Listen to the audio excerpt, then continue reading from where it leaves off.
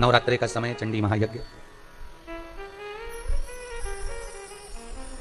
शिव की दया से मिलता है। कल कथा का छठा दिवस था। देवियों में कात्यायनी देवी का स्मरण था। शिव, शक्ति, शंकर, जगदम्बा या 33 कोटि देवता, कोई भी देव, आपका मन जब तक निर्मल नहीं होगा, आपकी चित्तवृत्ति जब तक निर्मल नहीं होगी, आपका व्यवहार जब तक सुंदर नहीं होगा, तब तक भगवान आपके दरबार पर, भगवान आपके घर पर, भगवान आपके हृदय में प्रवेश नहीं कर सकते।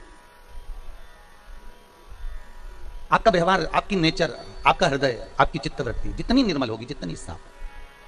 हम कई बार लोगों से कहते हैं अपना तन का कपड़ा भले साफ ना हो चलेगा, पर मन बहुत साफ रखना। साफ मन क्लीन रखिए।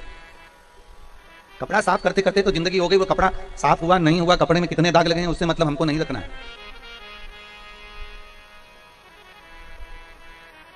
उस कपड़े में कितने जगह से वो फटा हुआ है, कितनी जगह से उसमें गंदगी लगी है, हमें उससे मतलब नहीं रखना है। ये मन गंदा नहीं होना चाहिए। हमें भगवान से इतनी प्रार्थना जरूर करना कि हम दूसरे के दोष ना देखें, हम दूसरे की गलतियां ना निकालें। हम हमारे कुल में अगर जन्म लिए हैं, हम जिस कुल में पैदा हुए हैं, हम अगर ब्राह्मण हैं, हम क्षत्रिय हैं, हम वैश्य हैं, हम शूद्र हैं, हम जिस कुल में जन्मे हैं, उस कुल के अंतर्गत हम किसी में भेद ना देखें, हम किसी में गलतियां ना देखें। भगवान को नहीं आने का सबसे बड़ा कारण एक होता है कि हम दुनिया के लोगों में गलती बहुत देखते हैं। जब हमारी दूसरे में हम गलती देखेंगे, मतलब ये पक्का है कि अपने भीतर भी कोई गलती होगी। भगवान कृष्ण ने दुर्योधन से कहा कि इस दुनिया का सबसे अच्छा व्यक्ति ढूंढ कर लिया, पूरे हस्तिनापुर में जो सबसे बेकार व्यक्ति हो, सबसे अच्छा व्यक्ति हो, तो उसको लेकर आ। और युधिष्ठिर से कहा है पूरे हस्तिनापुर में, पूरे विश्व में जो सबसे बुरा व्यक्ति हो, तो उसको छाट कर लेकर आ। तुम दोनों जाओ। दुर्योधन अच्छे व्यक्ति को ढूंढने जा रहा है और युधिष्ठिर बुरे व्यक्ति को ढूंढने के लिए जा रहा है। कई दिन लग गए इनको ढूंढने में, पर दुर्योधन को कोई अच्छा नहीं मिलता। दुर्योधन किसी को भी अगर देखता है ना, तो उसमें पहले गलतियां देख लेता है। दुर्योधन अगर किसी से मिलता है तो उसमें गलती ढूंढ लेता है। युधिष्ठिर को बुरा नहीं मिला, क्योंकि युधिष्ठिर जिससे भी मिलता है ना, उसमें कुछ ना कुछ अच्छा ही देख लेता है। वो जिससे भी मिल रहा है उसमें कुछ ना कुछ अच्छा देख रहा है। भगवान कृष्ण ने पूछा क्यों दुर्योधन, तुम्हें कोई अच्छा व्यक्ति मिला? दुर्योधन बोला महाराज पूरी पृथ्वी पर कोई अच्छा नहीं है, सब बेकार, सब बेकार है, एक भी अच्छा नहीं है। और युधिष्ठिर से पूछा तुम्हें कोई बुरा मिला? युधिष्ठिर कहते महाराज जी पूरी पृथ्वी पर देख लिया, किसमें बुराई है ही नहीं, सब में तो अच्छाई भरी हुई है, सब में अच्छाई भरी हुई है, कोई बुरा मिला ही नहीं है। अर्थात भगवान कृष्ण कहते हैं बस यही जीवन है। दुर्योधन को बुरा ही मिल रहा है, अच्छा कोई नहीं मिलता, क्योंकि उसके भीतर इतनी बुराई भरी हुई है, इतना कपट भरा हुआ है, इतना इतना छल भरा हुआ है, इतनी बेईमानी भरी हुई है कि उसको सामने वाला व्यक्ति बुरा ही नजर आए। और युधिष्ठिर बुरे से बुरे व्यक्ति में भी इतनी अच्छाई देख लेता है कि उसको सामने वाला व्यक्ति अच्छा ही नजर आता है। जीते जी हमने दुनिया के लोगों में बहुत सारी बुराई देखी, और मरने के बाद हम बहुत सारी अच्छाइयां देखते हैं कि वो हमारी सास बहुत अच्छी थी, हमारा ससुर बहुत अच्छा था, हमारी वो काका जी चले गए, वो बहुत अच्छे थे, वो ऐसे थे, वो हम मरने के बाद अच्छा देखा। अगर मरने के बाद किसी की बड़ाई कर रहे हो तो उसको थोड़ी ना प्राप्त हो रही है, भले तुम दुनिया में तुम डोली पीट कर कह दो, नगाड़े बजा बजा कर कह दो। भगवान कृष्ण जब तक भूमंडल पर रहे, स्वयं के सगे बुआ के लड़के शिशुपाल तक ने गालियां दे दी महाराज। दूसरे से क्या आशा रखोगे? स्वयं की बुआ का लड़के, भगवान कृष्ण की बुआ के लड़के, और भगवान दाऊद जी महाराज से कह रहे हैं कि बुआ का लड़का और इतनी मुझे गालियां दे रहा है, आपको दिख रहा है? तो दाऊद दादा कहते हैं बुआ का ही लड़का है ना, दे लेने दे गाली। नहीं, कभी चोर करा है, कभी कपट करा है, कभी छल करा है, कभी ग्वाला करा है, कभी शब्दों पर शब्द बाण चलाया जा रहा है। तू क्यों चिंता करता है कन्हैया, बोलने दे। कन्हैया कहते नहीं, दुनिया में दूसरे अगर व्यक्ति कोई उंगली उठाए, दूसरा व्यक्ति अपशब्द कहे, दूसरा व्यक्ति ताने दे, दूसरा व्यक्ति गालियां दे, चल जाएगा, पर कोई अपना, अपना ही जो अपनों से जुड़ा हुआ है, वो अपना ही जब उंगली उठाता है, अपना ही व्यक्ति जब ताने देता है, अपना ही व्यक्ति जब गालियां देता है, अपना ही व्यक्ति जब अपशब्द कहता है, तो बड़ा बुरा लगता है। मेरे कृष्ण कह रहे हैं, कितना सुंदर लिखा है गर्ग संहिता के अंदर कि मत दो किसी को धन। गर्ग संहिता में लिखा है मत दो किसी को दौलत, मत दो किसी को प्रॉपर्टी, मत दो किसी को वैभव। गर्ग संहिता में लिखा है कि मत दो किसी को वस्त्र, मत दो किसी को आभूषण, मत दो किसी को दौलत, मत दो किसी को धन, मत दो किसी को वैभव। पर गर्ग संहिता कहती है कि आप कुछ मत देना। गर्ग संहिता कहती है पर मीठी वाणी जरूर देना, आप मत दीजिए।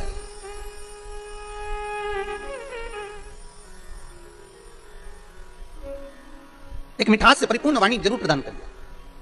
क्या भगवान शंकर भक्तों के घर में ऐसी आ जाते हैं? नहीं, निर्मल मन चाहिए। कात्यायनी माता क्या ऐसे ही प्रकट हो गई? और किसको मारने के लिए प्रकट हुई थी? वो महिषासुर को।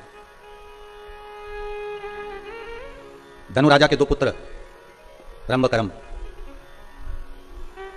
करम चले गया संतान के लिए तप करते करते, पर उनके यहां संतान नहीं। रंभ को लगा कि मेरे भाई को मगर ने खा लिया, पानी में बैठकर हम दोनों भाई तप कर रहे थे, और मेरे भाई को मगर ने खा लिया, तो क्यों ना अब मैं ये तप बंद कर मैं चारों तरफ से अग्नि लगाकर उस अग्नि के मध्य में बैठकर तप करूं। और रंभ उस अग्नि में बैठकर तप करते हैं, और भगवान ब्रह्मा प्रकट होकर कहते हैं वर मांगो, तुम्हें चाहिए क्या? तो वो रंभ कहते हैं कि मुझे वर ये दे दीजिए कि मेरे घर में संतान नहीं, औलाद नहीं, बस इतनी कृपा कर दीजिए कि मेरे घर में संतान हो जाए। ब्रह्मा जी ने वर दे दिया, जब तुम तप कर उठोगे, उठकर तुम जैसे ही जाओगे और जिसको भी तुम प्रेम से, करुणा से, वात्सल्यता से, स्नेह से जिसको भी देख लोगे, उसी के द्वारा तुम्हारी औलाद हो जाएगी, उसी के द्वारा तुम्हारा बच्चा हो जाएगा। तुम जिसको स्नेह से देख लोगे, जिसको प्रेम से देख लोगे, बस उसी के द्वारा तुम्हारा बच्चा हो जाएगा। अच्छा, एक ये महिषासुर की कथा से सीखने को मिलता है क्या? कितना सुंदर ब्रह्मा जी ने वर दिया कि तुम किसी को भी प्रेम से देख लोगे, उससे तुम्हारी संतान हो जाएगी, उससे तुम्हारी औलाद हो जाएगी, उससे तुम्हारा बच्चा हो जाएगा। और अगर समझने वाली बात हो तो कितना सुंदर है कि आप किसी को भी, एक गौ माता है, एक स्वान है, कुत्ता है, एक बिल्ली है, एक चूहा है, एक खरगोश है, हिरण है, किसी को भी आप जीव को भी एक प्रेम के हाथ से सहला कर देखना। गौ माता को एक बार हाथ रखकर देखना, और प्रेम के हाथ से है। एक कुत्ते के बच्चे को भी आप प्रेम से सहला कर देखना, वो आपके पीछे पीछे दुम हिलाकर घूमेगा। आप गौ माता को सहला कर देखना, गाय भी आपके सामने गले को ऊंचा करेगी कि और मुझे सहलाते जाए। प्रेम अर्थात अगर यहां कहा जा रहा है कि आप अगर किसी को प्रेम से देखोगे तो उसी के द्वारा तुम्हारी संतान होगी, उसी के द्वारा तुम्हारी औलाद होगी, उसी के द्वारा तुम्हारा पुत्र होगा। तो शास्त्र यही कहता है कि आप जिसको प्रेम देंगे वो अपना हो जाएगा, आप जिसको स्नेह देंगे वो अपना हो जाएगा, भले विरोधीवासी क्यों ना हो। एक संत गंगा नहाकर आ रहे थे, और एक व्यक्ति इनसे बहुत ईर्ष्या करता था क्योंकि इनका नाम बहुत चल रहा था। जब किसी संत, साधु, सन्यासी, तपस्वी, ब्राह्मण, कोई कथाकार, कोई वक्ता, कोई ज्योतिषाचार्य, कोई श्रेष्ठ कर्मकांडी ब्राह्मण, कोई श्रेष्ठ विद्वज्जन, जब उसका खूब नाम चलने लगता है तो कुछ लोग ऐसे होते हैं जो उन पर उंगलियां उठाना प्रारंभ कर देते हैं। बेमतलब की फालतू बातों को ढूंढेंगे और उसको जगत में ले जाकर छोड़ेंगे कि कैसे ना कैसे इसके ऊपर गलत लांछन लगाया जाए। एक संत रोज गंगा नहाकर आते थे, इनका नाम सब दूर चल रहा था कि महाराज रोज गंगा नहाते हैं, गंगा जी का स्नान करते हैं, शिव जी की आराधना करते हैं, भगवान शंकर का गुणगान करते हैं, भगवान शंकर का अनुमोदन करते हैं। इनका नाम बहुत चला। अब इतना नाम चला तो इनसे जो चलने वाला था वो भी रोज मंदिर जाता था, वो भी रोज गुणगान गाता था, वो भी रोज स्मरण करता था, पर उसको कोई नाम नहीं चला, उसका कोई नाम का स्मरण नहीं हुआ, उसको कोई ने पूछा नहीं, उसका कोई स्मरण नहीं हो पाया, उसको लोगों ने ध्यान नहीं दिया, तो उसके मन में ईर्ष्या आ गई। अब ईर्ष्या आ गई तो वो पेड़ पर चढ़कर बैठ गया और खूब सारा पान खा के बैठा। अब संत जैसे गंगा नहाकर आए तो इसने ऊपर से थूक दिया संत पर। अब संत पर थूका तो संत बेचारे वापस गंगा नहाने चले गए। ये वापस आए नहा के, फिर इसने थूक दिया, फिर वो गंगा नहाने चले गए, फिर इसने थूक दिया, फिर वो गंगा नहाने चले गए। दूसरा कोई रास्ता नहीं था कि संत वहां से निकल जाए, रास्ता भी वही था क्योंकि दूसरे रास्ते से स्त्रियां गंगा नहाने आती थी, तो संत वहां जाते ही नहीं थे। संत जब जब निकलते ये पेड़ पर बैठा बैठा थूकता रहता। संत ने इसको झांका तक नहीं, देखा तक नहीं, क्योंकि ये थूकने वाले को क्या देखे, इसको देखकर करना क्या, इसको नहीं। वो बार बार थूक रहा है, वो बार बार स्नान कर रहे हैं। आए, अब की बार जब वापिस आए तो जो ऊपर बैठकर थूक रहा था उसके मुख में पान का पीक, थूक सब समाप्त हो गया था। आकर चरण पकड़ लिए, गुरुदेव मैंने इतनी बार आपको थूका पर आपके मुख से कोई शब्द नहीं निकला।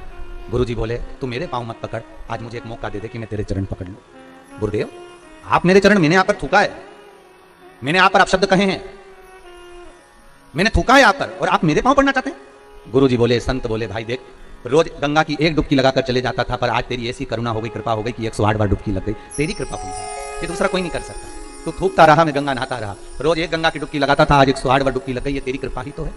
उसकी आंख में आंसू भर गए कि संत संत होता है, साधु साधु होता है, सन्यासी सन्यासी होता है, तपस्वी तपस्वी होता है, विद्वान विद्वान होता है। दुनिया के लोग कितनी भी उंगली उठाएं, कितने भी ताने दे, कितने भी अपशब्द कहें, आप मौन रहिए, संत जैसा भाव रखिए। आपकी निर्मल चादर, निर्मल भीतर से निर्मलता का भाव होना चाहिए। भाव शुद्ध होगा, भगवान मिल जाएगा, मिलेगा। रंभ को वर मिल गया कि तुम जिसको प्रेम से देख लोगे उसी के द्वारा तुम्हें संतान हो जाएगी। बस प्रेम,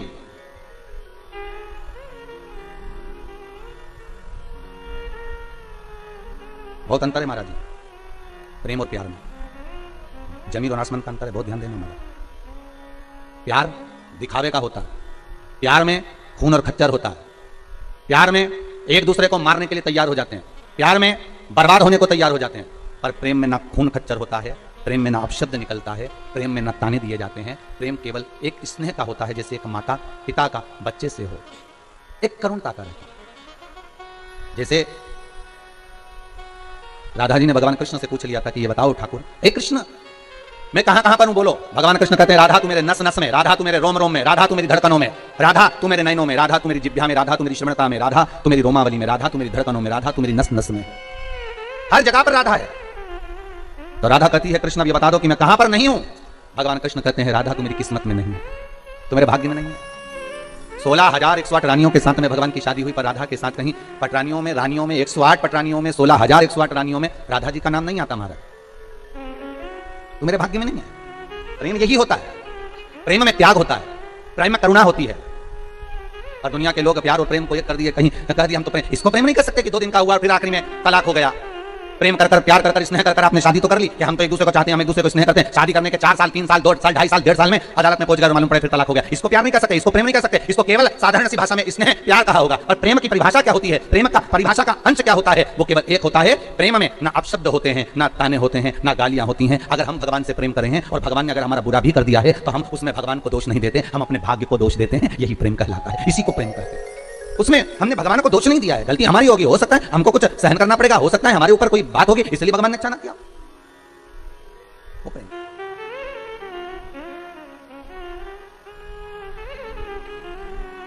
वो प्रेम है महाराज। रंभ, तुम जिसको प्रेम से देख लोगे उसी के द्वारा संतान हो जाएगी। बस शास्त्र बहुत सुंदर बात कर रहा है। आप पड़ोसी के बच्चों से भी प्रेम कर लोगे ना तो वो जाके तुम्हारे लिए दूध की थैली ला देंगे। बोलो सही है कि गलत है? बच्चों के, पड़ोसी के बच्चों से भी कह दोगे प्रेमवश की बेटा जाओ लिया तो वो ला देंगे, प्रेम के बल पर।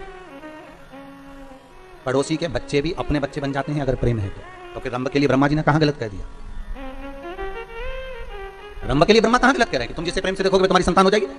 और जैसे ही रंभ उठा, सामने से एक महिष निकल कर जा रही थी, एक भैंस निकल कर जा रही थी, और रंभ ने उसी भैंस को, उसी महिष को प्रेम से देख लिया।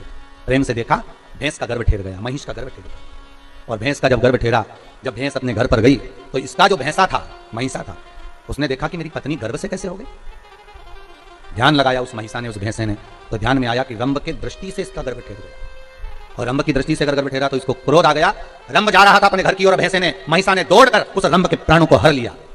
जब रंभ के प्राण हर लिए, मर गया रंभ। रंभ का अंतिम संस्कार हो रहा था, चिता तैयार हुई, उस पर रंभ को रखकर जलाया जा रहा था, अंतिम संस्कार किया जा रहा था। उसी समय पर भैंस को लगा, महिष को लगा कि बताओ हम, इसका पुत्र मेरे गर्भ में है, अर्थात अगर इसका पुत्र मेरे गर्भ में है तो मैं इसकी पत्नी हूं, और पत्नी का कर्म है कि पति के साथ सती हो जाए, तो क्यों ना मैं अपने पति के साथ सती हो जाऊं। और धधकती हुई अग्नि में, धधकती हुई चिता में वो भैंस, वो महिष कूद गई, और जैसे ही कूदी उसके गर्भ से एक बच्चे ने जन्म लिया जिसका नाम महिषासुर हुआ। क्या नाम पड़ा है? महिषासुर। एक बेटे ने जन्म ले लिया जिसका नाम महिषासुर हो गया। अब महिषासुर ने जन्म तो ले लिया, पर महिषासुर ने विचार करा कि देवताओं से द्वेष करूंगा तो मारा जाऊंगा। महिषासुर ने सबसे पहले ब्रह्मा जी से तप करा, और ब्रह्मा जी का तप करके ब्रह्मदेव से कहा, ब्रह्मदेव मुझे वर दीजिए कि मैं मरूं ना। ब्रह्मा जी ने कहा ये तो हो नहीं सकता कि तुम नहीं मरोगे, मरना तो पड़ेगा। मृत्यु लोक में आए हो तो मौत तो निश्चित है। माता के गर्भ से जब तुम्हारा जन्म हुआ, नाल कटी, उसी समय पर लिख दिया गया था कि कहां मरोगे, किस जगह पर मरोगे, कौन सी तिथि, कौन सा पल, कौन सी घड़ी, कौन सी जगह, एक एक स्थान को निश्चित कर दिया गया था कि कहां तुम्हारे प्राण छूटेंगे, किस जगह पर तुम मरोगे, तुम्हारी अंतिम संस्कार, अंतिम जगह कहां होगी, अंतिम श्वास तुम किस जगह पर लोगे, वो निश्चित करा गया। अंतिम पल, अंतिम घड़ी, अंतिम क्षण निश्चित किया। इसलिए शायद कबीरदास जी कहते हैं, गुरु की करनी गुरु भरेगा, चेला की करनी चेला, उड़ जाएगा हंस अकेला। जिसके कर्म का भोग जिसको भोग।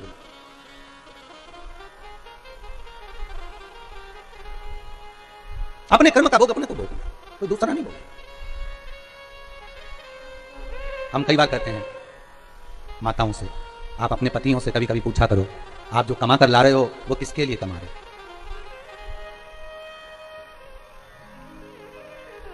कभी कभी पूछ लिया करो, कुछ बिगड़ेगा नहीं। और पति बोले कि तुम्हारे लिए कमा रहे हैं, बच्चों के लिए कमा रहे हैं, तो पत्नी का फर्ज है कि पति से कह दे कि कमाओ, मना नहीं है, पर थोड़ा थोड़ा सत्कर्म भी करते जाओ। अभी इतनी भयंकर कोरोना महामारी चल रही है, कहीं बन सके तो थोड़ा पुण्यपन भी कर ले, थोड़ा सत्कर्म कर ले, थोड़ा धर्म कर ले। कत नामक ऋषि हुआ, क्या नाम होता है? कत। और कत नामक ऋषि के घर में एक पुत्र हुआ जिनका नाम था कात्य। क्या नाम पड़ा? कात्य। कात्य ऋषि ने अपने पिता के बतलाए अनुसार शंकर भगवान की ऐसी भक्ति धारण करी कि शंकर भगवान के शिवलिंग का निर्माण कर शिवलिंग के सामने हृदय चित्त को जोड़कर शंकर के मंदिर में शिवलिंग के सम्मुख में बेलपत्री चढ़ाना, शंकर का अनुमोदन करना, पूजन करना, और उसी जल को नयनों से लगाकर भगवान शिव का स्मरण करना। तत् के घर में हुए कात्य, और कात्य के घर में फिर एक पुत्र हुए जिसका नाम था कात्यायन। क्या नाम था? कात्यायन। कात्यायन ऋषि ने ऐसा तप करा, जब वो 4 साल के थे कात्यायन ऋषि, तो अपने पिता कात्य से पूछा, पिताजी भजन करना, सत्संग करना, स्मरण करना, संकीर्तन करना, पूजन करना, पाठ करना, इन सब में सर्वश्रेष्ठ क्या है? सर्वश्रेष्ठ क्या? कात्यायन ने जब अपने पिता कात्य से पूछा तो कात्य ने कहा, अगर भूमंडल पर जन्म लिया है, पृथ्वी पर अगर आए हो तो भगवान का जितना नाम ले सकते हो ले, और जितना भगवान की सेवा कर सकते हो, चाकरी कर सकते हो, उतनी कर, जितनी चाकरी कर सकते हो। चाकरी का मतलब मालूम है ना, नौकरी।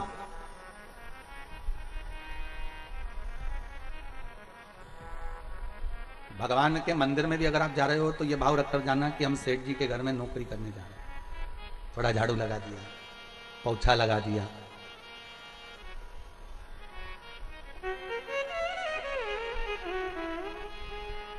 हमारे यजमान हम जब स्नान करने जावे तो वो पूरी वॉशरूम धो के आ गए। हमने भगवती महाराज जी से कहा कि यजमान को बोल दो, घर में कोई और सेवक हो तो उनको बोल दो, वो धो दिया करेंगे वॉशरूम। पर यजमान खुद स्वयं, हम भगवती महाराज को यही बोले, जिनके घर में मुंबई में नौकर लगे होंगे, जिनके घर में मुंबई में सेवक लगे होंगे, कंपनी में और भी लोग काम करते होंगे, उनके यहाँ दूसरे काम करते होंगे, पर देखो कितना भाव है कि अगर कोई गुरुजन स्नान के लिए जावे तो वॉशरूम भी वो स्वयं साफ करना। भाव देखिए, उसकी निर्मलता देखिए।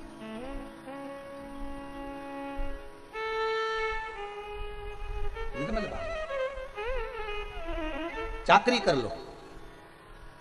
पहले भी कथा में काज फिर कहते हैं, जिस मंदिर में कोई ना जाए उस मंदिर में तुम जाओ, जिस मंदिर में लोग पानी ना चढ़ाए उस मंदिर में तुम चढ़ाओ, जिस मंदिर में लोग झाड़ू ना लगाए उस मंदिर में तुम लगाओ, जिस मंदिर में लोग पोछा ना लगाए उस मंदिर में तुम लगाओ। शंकर के मंदिर में जहां कोई ना जाए वहां एकांत में जाकर तुम बैठ जाओ।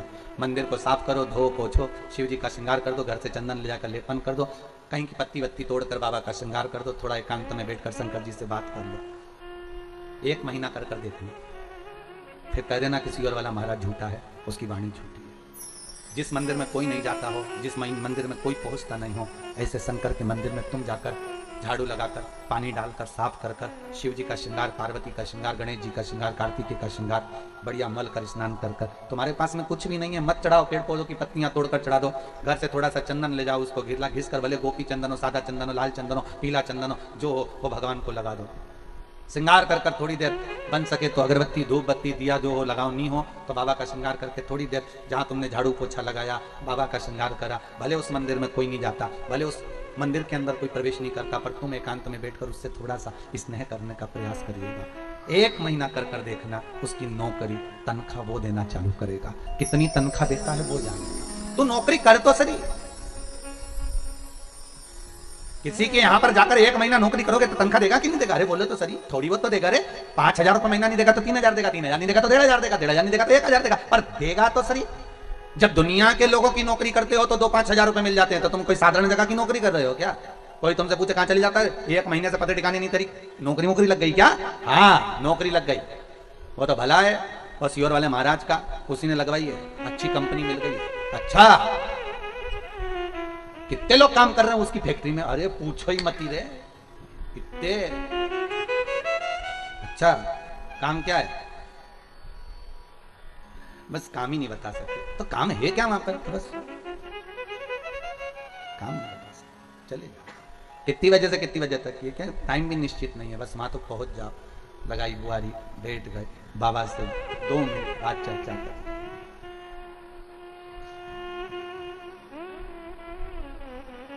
2 मिनट बैठ कर आप बस बाबा से चर्चा कर लिए, स्नेह कर लिए, बोल दिए दिल की बात। और फिर निवेदन करूंगा, जब आप चाकरी करो, नौकरी करो, तो बोलना मत कि मुझे धन देना, कि दौलत देना, कि सत्ता देना, मत बोलना। सेठ है वो, सब जानते हैं। आप तो केवल सेवक की करो, आप तो केवल चाकरी करो, मनुष्य।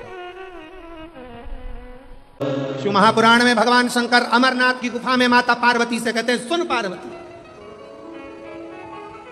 कलिकाल में, कलयुग में जितने जन्म लेंगे कोई पुण्य का भागी नहीं है, सबके सिर पर पाप की गठरिया। पार्वती, अमरनाथ की गुफा में भगवान शंकर कहते हैं, संसार सागर में कलयुग में आपका जन्म हुआ है तो मस्तक पर पाप की गठरिया भरी पड़ी है। कोई तुमसे कहे कि हमारा श्राप लग जाएगा, बद्दुआ लग जाएगी, ये लग जाएगा, वो लग जाएगा, दुनिया के लोग तुम्हें डराएंगे, धमकाएंगे, डरने की जरूरत नहीं है। संसार सागर में कोई दूध का धुला हुआ नहीं है। शिव पार्वती से कहते हैं संसार में वही श्रेष्ठ है जो शिव की आराधना में डूबा है और शंकर के मंत्र का स्मरण कर रहा है। पाप सबके माथे पर है। 4 स्थान पर हर व्यक्ति से पाप होता है। पहला, झाड़ू लगाते समय छोटे जीव मर जाते हैं, पाप माथे चढ़ जाता है। दूसरा, वस्त्र धोते समय, नहाते समय छोटे छोटे जीव मर जाते हैं, उसका पाप माथे चढ़ जाता है। तीसरा, अग्नि जलाते समय, भोजन बनाते समय, लाइट जलाते समय छोटे छोटे पतंगे मर जाते हैं, उसका पाप माथे चढ़ जाता है। चौथा, अपने घर से चलकर जब हम कहीं जाते हैं अपने पांव के नीचे छोटे छोटे जीव मर जाते हैं, उसका पाप माथे चढ़ जाता है। 4 स्थान पर हर व्यक्ति से पाप होता है। प्रत्येक व्यक्ति के मस्तक पर पाप बंधा रहता है। पर सुन पार्वती, जो प्रतिदिन शिवालय में जाकर 1 लोटा जल शंकर को समर्पित करता है, वो धीरे धीरे पाप से मुक्त होकर मेरा अपना होते चले जाता है और वो संसार सागर से मुक्त हो जाता है।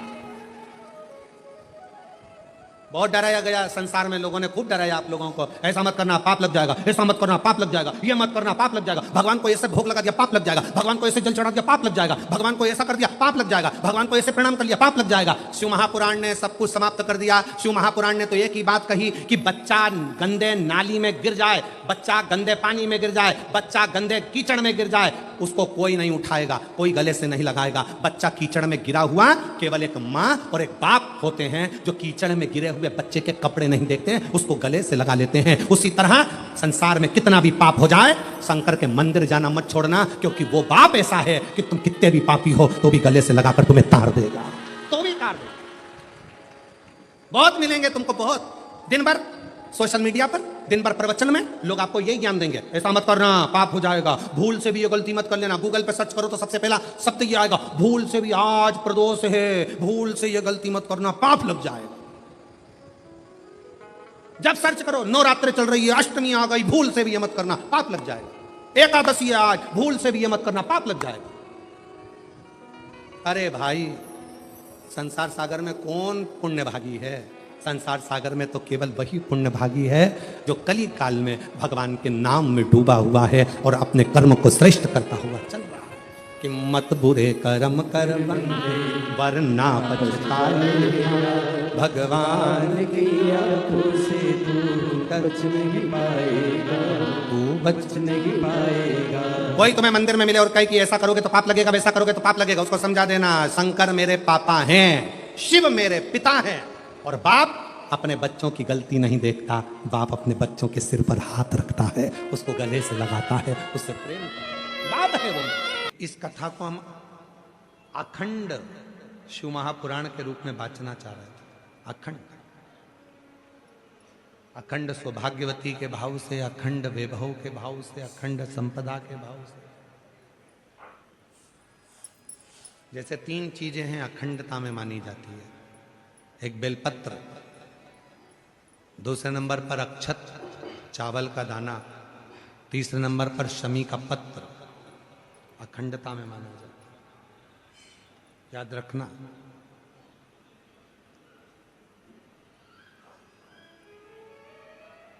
एक बेलपत्र एक ऐसी है कि अगर भगवान शंकर के मंदिर में शिवजी पर, शिवलिंग पर चढ़ाई जाती है, भले वो वहीं से उठाकर धोकर क्यों ना चढ़ाई गई, तुम 1 हफ्ते तक भी अगर मंदिर नहीं आए हो और अगर एक बेलपत्र तुमने, मान लो आज तुमने एक बेलपत्र चढ़ा दी और घर गए, या रात को या दूसरे दिन तुम रजो धर्म से हो गए, रजस्वला हो गए, मंदिर नहीं जा सकती 5 दिन, 6 दिन, 7 दिन, या कहीं जाना पड़ गया, तो क्या कहते हैं कि हमारा जल चढ़ाने का नियम टूट गया। कोई कहता है मेरा ये पूजन खंडित हो गया। नहीं, शिव महापुराण बड़ी सुंदर बात कहती है, एक बेलपत्र, एक शमी पत्र और एक चावल का दाना, ये 3 ऐसे हैं जिनको अखंड माना है। यदि आप रोज शिव जी के मंदिर में आप जल चढ़ाने का नियम रखा है और आपको मालूम पड़ा कि मेरा रजो धर्म इस तारीख को आने वाला रहता है, तो 2-3 दिन पहले से या तो शमी पत्र या चावल का 1 दाना या बेलपत्र शिव को चढ़ाना प्रारंभ कर दिया करो। तो आप यदि 15 दिन भी मंदिर नहीं गए हो तो भी आपका जल अखंड निरंतर स्वीकृत किया जाता है, अखंड। भले तुमने 10 दिन 15 दिन उस जल को नहीं चढ़ाया, तुम 5 दिन 7 दिन नहीं जा सकी, मंदिर नहीं पहुंची, तुम मंदिर तक नहीं जा पाए, तुम कोई कार्य में लग गए, तुम नहीं पहुंचे, पर उस जल को अखंडता में, अखंड। क्यों, एक बात आप लोगों ने पशुपति व्रत किसी ने करा? हाथ उठाओ जरा, किन किन ने करा? सारे पंडाल वाले? हाँ ठीक है, रखिए। पशुपति व्रत में एक बात कही जाती है, 3 चीजें हैं। एक है पाशुपत्य अस्त्र, दूसरे नंबर पर है पाशुपत्य योग, और तीसरे नंबर पर है पशुपति व्रत। 3 चीज।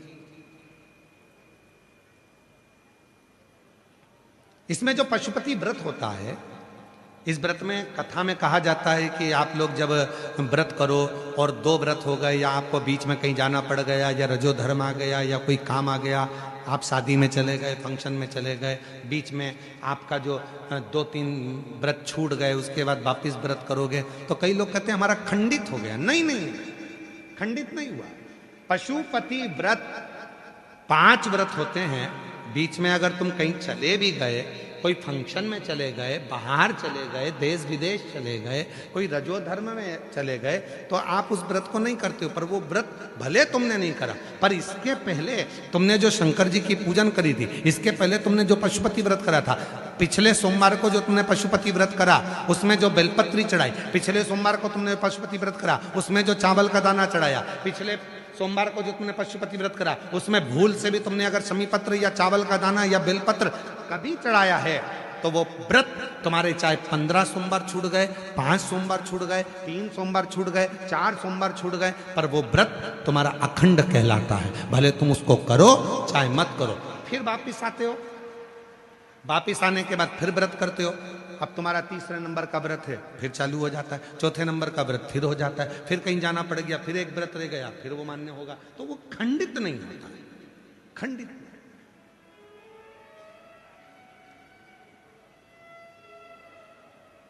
अखंड है। और कितनी सुंदर बात कही, तुम्हारे घर में कोई लक्ष्मी जी की मूर्ति है, गणेश जी की मूर्ति है, ठाकुर जी की मूर्ति है, विष्णु जी की मूर्ति है, देवी देवता की मूर्ति है, खंडित हो गई है, तो किसी ने कह दिया कि ये खंडित हो गई घर की मूर्ति, इसको तुम विसर्जन कर दो। ना, किसी का एक्सीडेंट हो जाता है, हाथ टूट जाता है, तो घर के बेटे को बदल दो कि क्या? घर की जो मूर्ति होती है वह छोटी होती है, छोटी मूर्ति। तो शिव पुराण क्या कहती है, उस मूर्ति के आसपास में कहीं पर भी एक चावल का दाना या एक बेलपत्र या शमी पत्र उसके आसपास में कहीं पर भी रख दो, वो मूर्ति खंडित नहीं, अखंड कहलाती है। वो खंडिता से बचा, उसमें खंडिता नहीं है, अखंड का। कृपा करो। क्या चाहते हो? गणेश जी उठ जाएं भोजन से। शंकर जी ने पास में रखी हुई दुर्वा तोड़कर कुबेर को दे दी। कुबेर ने वो दुर्वा ली, गणेश जी को दे दी। शंकर जी ने दी थी एक दुर्वा। कुबेर जी ने मन में सोचा कि इतना खाया है तो एक दुर्वा से क्या होगा, तो जाते जाते बना गए गट्ठा दुर्वा का। कई माताओं की आदत रहती है, भगवान को जब दुर्वा चढ़ाती है तो उसकी आदत में कि 21 दुर्वा, 40 दुर्वा, 25 दुर्वा, 7 दुर्वा इकट्ठी करके चढ़ाओ, भगवान जल्दी प्रसन्न होंगे। कई लोगों की आदत में रहता है, पर शिव पुराण की कथा कहती है एक बेलपत्र, एक चावल का दाना, एक दुर्वा, एक कनेर का पुष्प, एक शमी का पत्ता अगर चढ़ा सकते हो तो चढ़ाओ, और नहीं भी चढ़ा सकते तो भगवान को केवल दिल से बोल दो कि मैंने दुर्वा समर्पित करी है, तो भी गणेश जी दुर्वा को स्वीकार कर लेते हैं। जो दुर्वा दी, गणेश जी महाराज ने जैसे दुर्वा को खाया और गणेश जी ने डकार लेकर कहा, कुबेर भैया कल का समय बताओ कितनी बजे आना है। कुबेर जी बोले, हाथ जोड़ू तेरे, बोलना मत ही है, आना ही मत।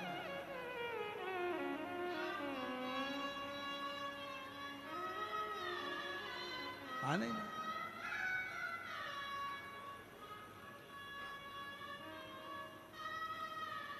प्रणाम किया, नमन किया, स्वीकार हो।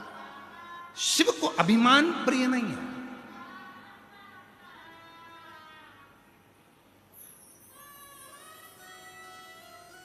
व्यक्ति की जो पहचान होना चाहिए ना, हमेशा भगवान शंकर से कहना हमारी पहचान हमारे काम से होना चाहिए, किसी के नाम से नहीं। कई लोग कहते हैं ये उनसे बहुत अच्छी पहचान है, ये उनके पहचान वाला है, ये उनके पहचान वाला है, हम उसके भतीजे हैं, हम उसके भाई हैं, हम उसके काका हैं, हम उसके चाचा हैं, हम उसके नाना। ना, व्यक्ति की पहचान उसके काम से होना चाहिए। आप जिंदगी में आकर ऐसा काम करो, आप ऐसा परिश्रम करो, ऐसा कर्म करो कि तुम्हारी पहचान बढ़े। 4 लोगों में तुम जाओ तो तुम्हें लोग पहचाने, नहीं साहब बहुत जोरदार आदमी है, बहुत ऊंचा काम है, बहुत ऊंचा काम है, बहुत तत्पर रहता है, हर काम में आगे रहता है। सनातन का काम हो, धर्म का काम हो, कोई सत्संग हो, कोई भजन हो, कोई कीर्तन हो, इसको आगे लिया जाता है, बहुत सत्संगी है। समझ लेना कि भगवान ने तुमको आगे रखा है। शिव की कृपा है।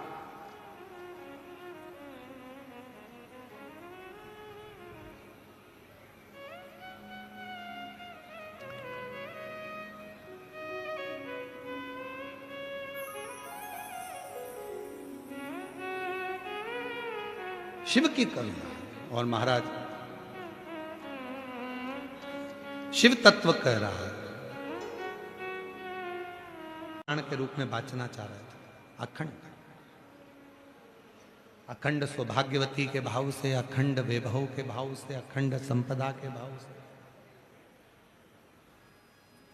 जैसे 3 चीजें हैं अखंडता में मानी जाती है। एक बेलपत्र, दूसरे नंबर पर अक्षत चावल का दाना, तीसरे नंबर पर शमी का पत्र, अखंडता में माना जाता है। याद रखना।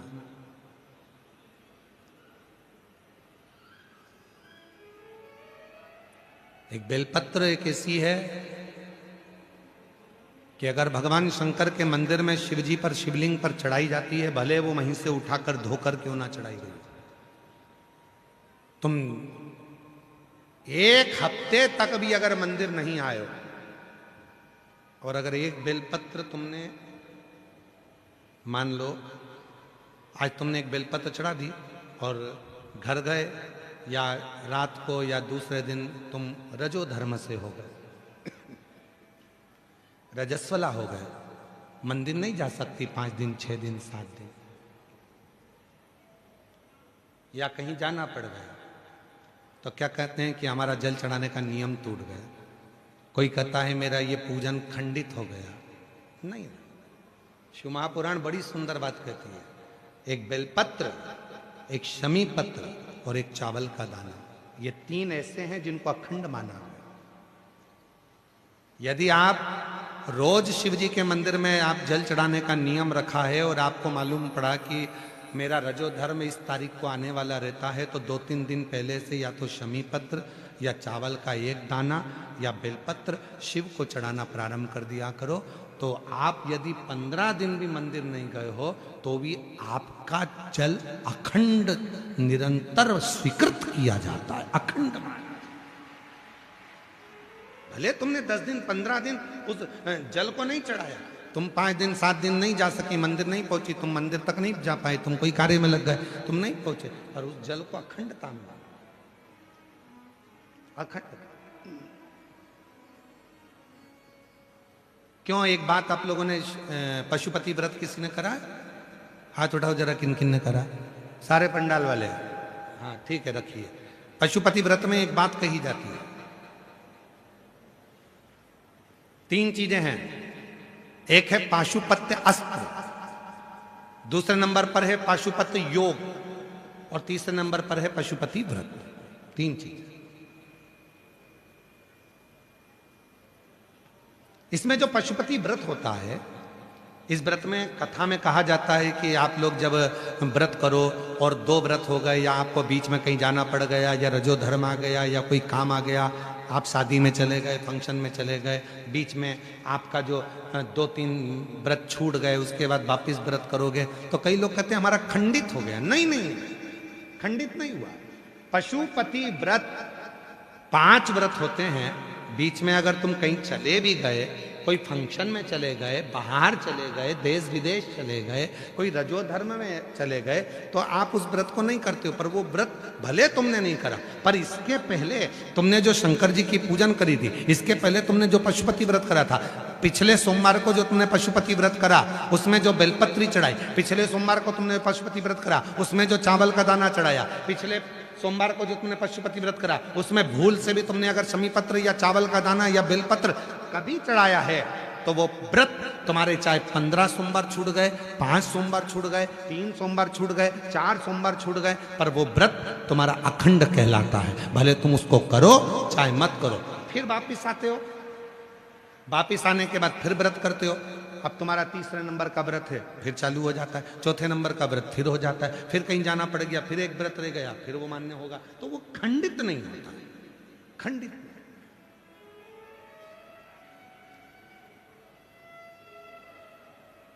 अखंड है।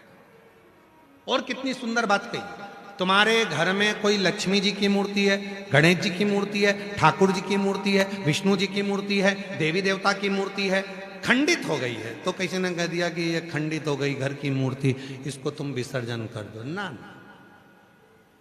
किसी का एक्सीडेंट हो जाता है, हाथ टूट जाता है, तो घर के बेटे को बदल दो कि क्या? घर की जो मूर्ति होती है वह छोटी होती है, छोटी मूर्ति। तो शिव पुराण क्या कहती है, उस मूर्ति के आसपास में कहीं पर भी एक चावल का दाना या एक बेलपत्र या शमी पत्र उसके आसपास में कहीं पर भी रख दो, वो मूर्ति खंडित नहीं अखंड कहलाती है। वो खंडितता से बचा, उसमें खंडितता नहीं। जब कर्म प्रधान है, मेहनत जितनी करोगे उतना फल पाओगे। शिव महापुराण की कथा में आपने जितनी बार भी कथा सुनी होगी, हम एक बात हमेशा कहते हैं, अगर मेहनत कर रहे हो, परिश्रम कर रहे हो, अपनी मेहनत को 4 गुना बढ़ाओ, अपने परिश्रम को 4 गुना बढ़ाओ, रात दिन एक करो, और आखिरी में एक बेलपत्र के बीच वाले पत्ते पर शहद लगाकर शिव जी को चढ़ाकर फिर अपने एग्जाम में बैठो, तुम्हें सफलता जरूर मिलेगी। मेहनत जरूरी है, परिश्रम जरूरी है, संघर्ष जरूरी है। और व्यक्ति करता क्या नहीं है, सब करेगा। महाराज जी हाथ देखकर बता दो मेरे भाग्य में क्या लिखा है, और फिर दिन भर किस्मत का रोना रोता रहेगा, मेरी तो किस्मत ही बेकार है, मेरी तो किस्मत ही बेकार है। भगवान कहते काय को किस्मत का रोना रोता है, एक लोटा जल चढ़ा और अपनी मेहनत 4 गुना बढ़ा, देख तुझे सफलता मिलती है कि नहीं मिलती, तू आगे बढ़ता है कि नहीं बढ़ता, तेरे लाभ होता है कि नहीं। एक काम करता है, किस्मत का रोना रोता है।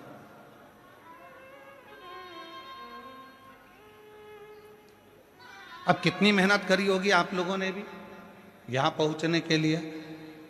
वीडियो वालों ने वीडियो डाला, पूरे पंडाल में पानी भरा गया, बोलो डाला कि नहीं डाला?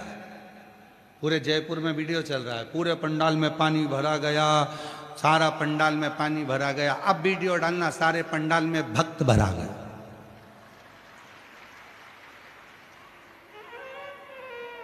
बोलबम का नारा है, इतना धीमा बोलोगे तो कल्याण तुम्हारा है, थोड़ा जम के तो बोलो, बोलबम का नारा।